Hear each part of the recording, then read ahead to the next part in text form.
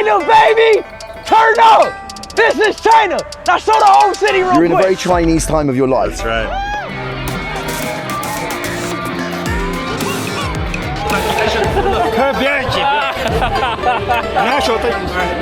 Dressed up in their traditional dress. Actually, it's so incredible. They look absolutely beautiful. But this is what it's all about when you're in China. And it makes it beautiful in its own right. It's perfect. In February 2026, one hashtag went viral on Instagram and TikTok, and that is becoming Chinese. Many Gen Zs, they began to share their own Chinese lifestyle rules, like drinking hot water, wearing cotton slippers, making dumplings, and even playing mahjong. One netizen adapted a very famous line from the Fight Club: "You've met me at a very Chinese time in my life." The hashtag has now surpassed more than 4 billion views. And this trend of becoming did not emerge out of nowhere. It was built on something that came first, getting closer to China through the continued popularity of China travel. In 2025, China welcomed more than 35 million inbound foreign visitors. And among them, about 30 million entered visa-free. This is an increase of nearly 50%. And the average stay of foreign visitors also rose up to 6 days. Interest in China has shifted from sightseeing and photo opportunities to a deeper and more immersive experience. What begins as sightseeing gradually becomes understanding. What starts as curiosity deepens into appreciation. This is the path from China travel to becoming Chinese.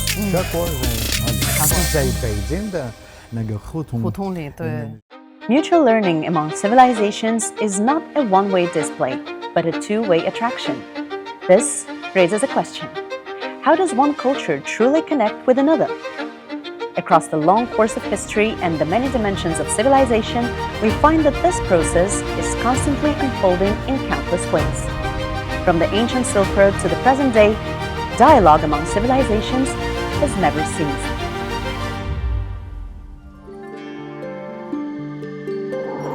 Let us look back 2,000 years. Along the Silk Road, forged by the demands of trade, the sound of camel bells carried far more than the exchange of goods. It brought people together and connected civilizations. Everything was in motion. In Xi'an, the starting point of the ancient Silk Road, Roujiamo is one of the city's most familiar street foods. The flatbread inside it traces its origins to hubin, a bread introduced from the western regions. The cloves, cinnamon, and other spices used in the braised meat came from India and Southeast Asia. The cooking method itself can be traced back to preserved meat from the Zhou dynasty. Wheat came from West Asia. Spices came from across the Indian Ocean. The cooking traditions took root in central China. In a single Roujiamo, one can taste half the history of the Silk Road. Papermaking, one of China's 4 great inventions, spread into the Arab world in the 8th century. From Samarkand to Damascus, where papermakers adapted the craft to local materials as flax, and then to Europe, where gelatin sizing was introduced, technology evolved wherever it traveled.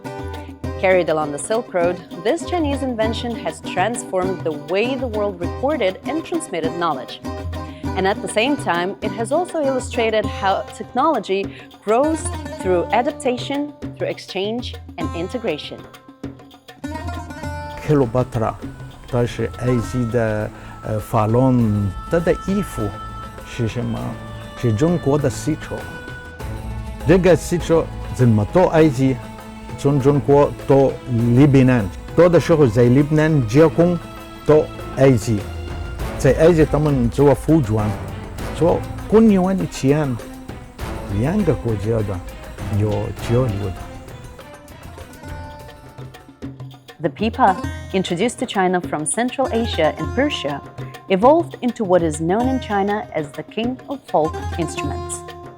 The erhu, rooted in the musical traditions of northern nomadic peoples, became one of China's most iconic instruments. The konghou, shaped by musical exchanges across Asia, still echoes today in the flying Apsara murals of Dunhuang. What are now regarded as traditional Chinese instruments were in fact gifts of the Silk Road. 音乐它也代表历史，它也代表思想，告诉我们这个地方怎么发展，这个历史发展的过程，它也从音乐里面它也发现。After the collapse of the Uyghur Khaganate in 840 CE, some Uyghurs migrated westward in the Tarim Basin, where they met and blended with Han, Saka, Qiang, and other peoples. Through generations of intermarriage and cultural exchange, they gradually transitioned from nomadic life to settled agriculture. Food, technology, music, and people, the Silk Road carried far more than goods.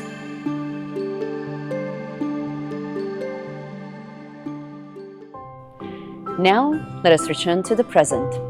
Today, mutual learning through exchange means drawing inspiration from one another and creating possibilities through adaptation. 如果没有翻译，今天我不能跟你交流，国家和其他的国家也不能交流。从历史上还有神话上，人类最早的职业是翻译。从那个巴比伦那个神话公元以前，那时候已经开始有翻译的故事。Translation, I think this is a search for a balance between different languages and cultures. First, it respects the spirit of the original while making it accessible and resonant to readers from another civilization. Translators, they are bridges. They help cultures meet without losing their distinct identities and enable them to eliminate one another. 翻译一本书前，我问自己，为什么我们翻译？我们翻译什么？我们该谁翻译？这个三个问题你应该了解。我们的翻译目的是把中国文化在阿拉伯世界传播，还有把中国的情况给阿拉伯读者介绍。所以我们要选书，在各个方面可以介绍中国的。在文学还是在历史还是在文化的，都应该有这个三个条件。例如茶馆，有很多戏剧，为什么茶馆？为什么日出？因为我知道这些书永远是存在。我了解阿拉伯世界需要了解中国在什么方面。From drawing closer online to the exchanges of the ancient Silk Road, to the recreation of ideas through translation today, every encounter inspires both sides.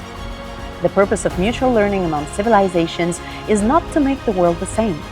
It is through exchange that each civilization becomes more fully itself.